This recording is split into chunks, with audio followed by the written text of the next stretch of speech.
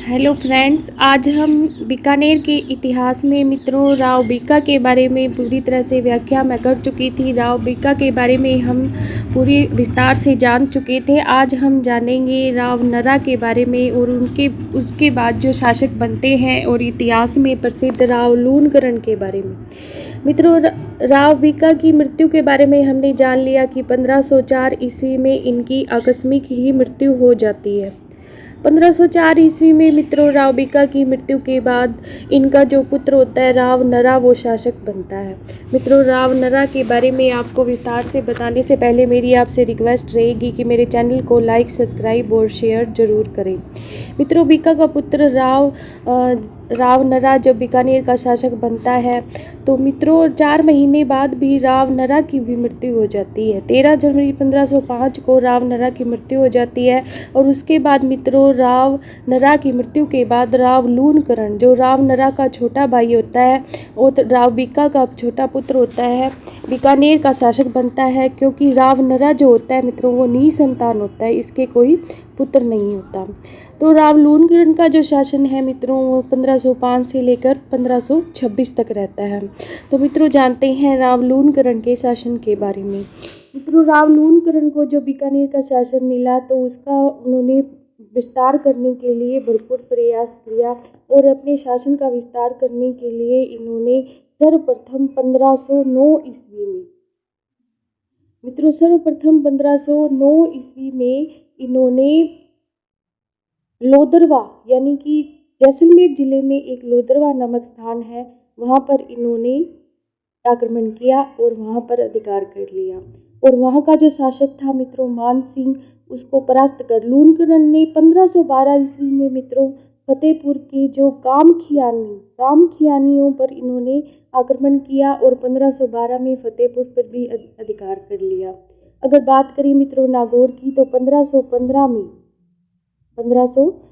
में ये जो लूणकरण थे इन्होंने नागौर के शासक मोहम्मद खां पर भी आक्रमण किया और नागौर पर अधिकार कर लिया और इस मोहम्मद खां को युद्ध में पराजित किया। मित्रों, राव लूणकरण ने राव जैसी जो जैसलमेर के शासक थे, भाटी शासक, इन पर आक्रमण किया और इनसे जैतसी के साथ एक संधि की। इस संधि के साथ राव जैतसी ने अपनी पुत्रियों की जो शादी थी वो राव लूणकरण के पुत्रों के साथ कर दी। मित्रों, शादी तो कर दी लेकिन राव लूणकरण के आक्रमणकारी रवैये के कारण उसके जो आस पड़ोस के जो राजा थे वो लूणकरण के विरोधी हो गए थे। मित्रों, यही लूणकरण जो है वो इतिहास में दानी के नाम से बहुत प्रसिद्ध है। राव लूणकरण को इनकी जो बीकानेर की जो राजकवि रह चुकी हैं जिनका नाम है बिट्टू सूजा जी, और इनके द्वारा एक ग्रंथ लिखा गया राव जैतसिरो छंद। इस जैतसिरो छंद नामक साहित्य में बिट्टू सूजा जी ने राव लूणकरण को कलयुग का कर्ण कहा है, क्योंकि ये जो राव लूणकरण है वो इतिहास में बीकानेर के इतिहास में दानशीलता के लिए प्रसिद्ध है। मित्रों, 1526 में जब ये नारनौल के नवाब जिसका नाम था शेख अबी मीरी, नारनौल का नवाब क्या नाम था, शेख अबी मीरी, इसके साथ युद्ध करते हुए लूणकरण की मृत्यु हो जाती है। और मित्रों, ये जो युद्ध होता है वो एक ढोसी नामक स्थान पर होता है इन दोनों सेनाओं के मध्य। लूणकरण और जो नारनौल का नवाब शेख अबीमीरी होता है, इन दोनों के मध्य जो युद्ध होता है वो ढोसी नामक स्थान पर होता है और जहाँ पर मित्रों भाटियों द्वारा लूणकरण को धोखा दिए जाने के कारण युद्ध करते हुए 31 मार्च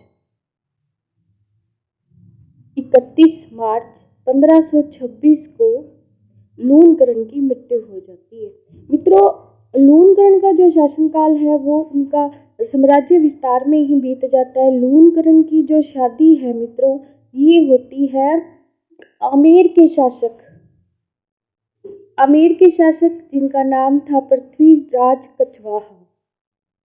क्या नाम था इनका? पृथ्वीराज कछवाहा। इनकी जो लूणकरण ने मित्रों सॉरी मित्रों, लूणकरण ने, मित्रों यहाँ मैं आपको बताना चाहती थी कि लूणकरण ने आमेर के शासक पृथ्वीराज कछवाहा के साथ अपनी पुत्री जिसका नाम था बालाबाई। एक्चुअल में मित्रों आपको ये बताना चाहती थी कि लूणकरण ने अपनी पुत्री बालाबाई का जो विवाह है वो आमेर के शासक पृथ्वीराज कछवाहा के साथ किया था। यानी कि पृथ्वीराज कछवाहा की जो पत्नी थी बालाबाई वो लूणकरण की पुत्री थी। मित्रों लूणकरण ने अपने नाम से लूणकरणसर ये मित्रों जो छोटा सा कस्बा था ये बसाया था लूणकरणसर, और ये मित्रों बीकानेर जिले में है। और इसके साथ साथ इन्होंने लूणकरणसर नामक झील का भी निर्माण करवाया। किसने? इस लूणकरण ने लूणकरणसर झील का भी निर्माण करवाया। मित्रों लूणकरण की जो शादी है वो मेवाड़ के शासक रायमल की पुत्री के साथ हुई थी। मित्रों लूणकरण के बारे में यह भी कहा जाता है कि ये इतिहास में दानशीलता के लिए इतने जाने जाते हैं कि जो इस टाइम जो साहित्य रचा गया इसमें इनको जगह जगह करण की तरह बताया गया। इनके टाइम का एक और साहित्य हम देखें तो करमचंद